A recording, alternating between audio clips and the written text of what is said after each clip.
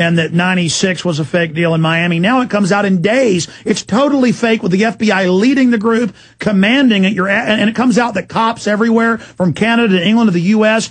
dress up like anarchists to discredit the peaceful demonstrators. I mean, the truth's coming out. Yeah, absolutely. We're a much more educated and sophisticated society, and I think our greatest hope for the future is that the powers that be, let me rephrase that, the powers that imagine they are, still don't get how the entire world has been changed by the alternative media and by the blogosphere. Yeah. They don't understand. We're much more aware, sophisticated, and skeptical. And they can even try to shut the web down now as they're openly announcing. It's still too late. It's over. Everybody knows you're criminal liars. Anything else, Peter? Yeah, wasn't there excuse me for not remembering his name, there was a general, American general, who was a Medal of Honor recipient from World War I, and prior to World War II, wasn't there a... Smedley Butler. In America? Smedley Butler. Exactly. And how did he get to that position? I'm sure all he did was keep his oath, keep his mouth shut, not scream 9/11 was an inside job every 20 seconds.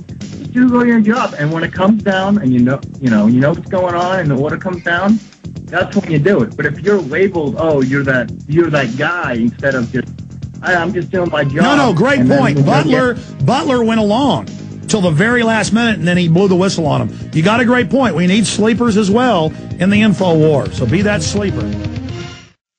Are you tired of losing your hard-earned savings in retirement? Does the continued loss of purchasing power through the hidden tax of inflation brought on by trillions of dollars in government bailouts bother you? Then please let me, Dwayne Daly with Midas Resources, help you to protect what you have left. Call me at 800-686-2237 extension 115, and I will explain to you how to retain your wealth and purchasing power now and in the future with gold and silver. Gold and silver have been a form of currency for 6,000 years compared to our present fiat currency, which has only been in existence for 38 years and failing fast. Call me, Dwayne Daly, at 800-686-2237 extension 115 to start your protection of wealth today. I will custom fit the protection package to your personal needs. No amount is too small, so start today. Call Dwayne Daly with Midas Resources at 800-686-2237 extension 115 for your gold and silver protection portfolio. Final segment with Mike Rivero. Yes, there is something to be said, as the last caller was saying, from Iraq, the military, to keeping your oath but keeping quiet, and then when the shoe really drops, saying no.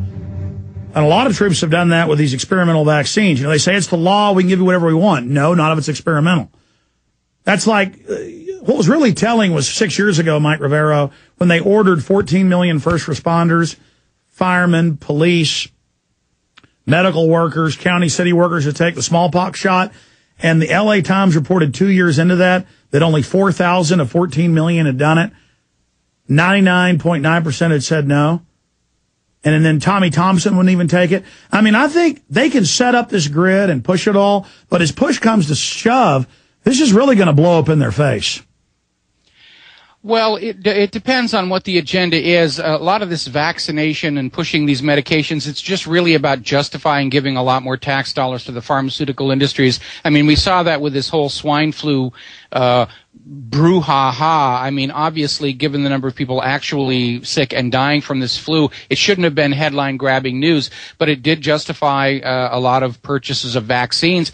And the other awareness, of course, is that a lot of these vaccines really are oftentimes more dangerous than the actual disease they're supposed to protect you from. Look back at the 1976 swine flu outbreak. More people died from the vaccine than from the flu itself. You're absolutely right about that. Let's take another call here from Kurt in Texas. Kurt, you're on the air. Go ahead. This is a subject you covered back last week. I couldn't get in to talk to you. I was at Walmart, and when I started to check out, there was a lady had a child that was acting up. And I happened to comment to the cashier that during the time I was raised, if I threw a fit like that, my dad would take off his belt and swat me.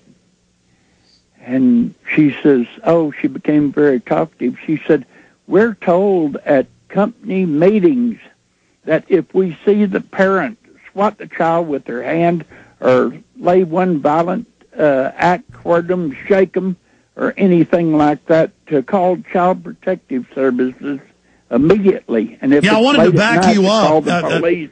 Let me back you up. I see articles all over the country where a mother grabs the child and says, "Stop it," and police show up, and then it's always a footnote that surveillance cameras. So the whole society is little spy tattletales. They're not looking for you stealing stuff half the time. The employees do 2/3 of the stealing. That's their own numbers.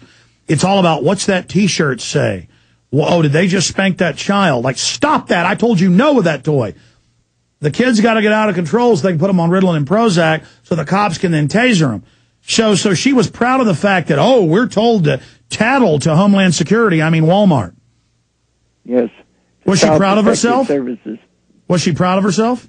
Oh, yes, seemed like it. She's very talkative about how they had told them to watch out, and if they see any parents shaking or hollering at the children or swatting them with their hands or something in the store, to call Child Protective Services immediately.